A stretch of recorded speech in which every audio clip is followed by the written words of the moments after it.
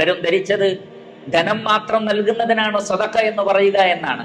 എന്നാൽ നബി സല്ലല്ലാഹു അലൈഹി വസല്ലം മനസ്സിലാക്കി തരുന്നത് കുല്ലു മഅറൂഫിൻ സദഖ, എല്ലാ നന്മകളും സദഖയാണ്, നല്ലതായി നിങ്ങൾ ചെയ്യുന്ന യാതൊന്നും സദഖയാണ്. എന്നിട്ട് നബി സല്ലല്ലാഹു അലൈഹി വസല്ലം ചില ഉദാഹരണങ്ങൾ പറഞ്ഞു തന്നു. എന്തിനാണത്? നമുക്കതിന്റെ ഒരു വിശാലതയും വ്യാപ്തിയും മനസ്സിലാക്കി തരാൻ വേണ്ടി. നബി സല്ലല്ലാഹു അലൈഹി വസല്ലം പറഞ്ഞു, തഅദിലു ബൈന സ്നൈനി സദഖ. രണ്ടാളുകൾ തമ്മിൽ പിണങ്ങി, അല്ലെങ്കിൽ അവർ തമ്മിൽ ഏതെങ്കിലും നിലക്ക് സമരത്തിലായി, അവർക്കിടയിൽ നീതിപൂർവം നീ വിധിക്കുകയും അവർക്കിടയിൽ മസ്ലഹത്ത് ഉണ്ടാക്കുകയും ചെയ്യുന്നത്, നന്മയുണ്ടാക്കുന്നത് ഒരു സദഖയാണ്, ഒരു ധർമ്മമാണ്. നിന്നെ കൊണ്ട് അതാണ് കഴിയുന്നതെങ്കിൽ നീ അത് ചെയ്യണം. രണ്ടാളുകൾ തമ്മിൽ രഞ്ജിപ്പുണ്ടാക്കുവാൻ, സുൽഹുണ്ടാക്കുവാൻ നിനക്ക് സാധിക്കുമെങ്കിൽ അതൊരു സദഖയാണ്, ധർമ്മമാണെന്ന് റസൂലുള്ളാഹി സ്വല്ലല്ലാഹു അലൈഹി വസല്ലം. നബി സല്ലല്ലാഹു അലൈഹി വസല്ലം പറയുകയാണ്, ഒരു മനുഷ്യനെ വാഹനത്തിൽ കയറാൻ സഹായിക്കുന്നത് സദഖയാണ്.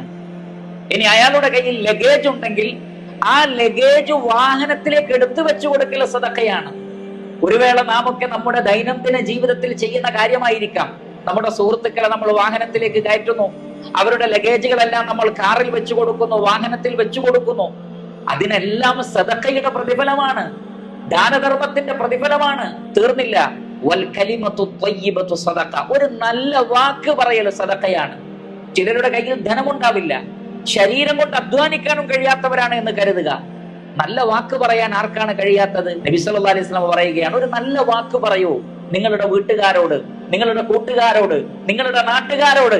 ഒരു നല്ല വാക്ക് പറയൽ അതൊരു സദഖയാണ്. നിങ്ങൾ വഴിയിലൂടെ നടന്നു പോകുമ്പോൾ എന്തെങ്കിലും ഒരു തടസ്സം വഴിയിൽ കണ്ടു, ജനങ്ങൾ നടന്നു പോകുന്ന വഴിയാണ്, അവിടെ ഒരു ബുദ്ധിമുട്ടുണ്ട്, ആ ബുദ്ധിമുട്ട് നിങ്ങൾ മാറ്റിയാൽ അതും സദഖയാണെന്ന് റസൂലുള്ളാഹി സ്വല്ലല്ലാഹു അലൈഹി വസല്ലം.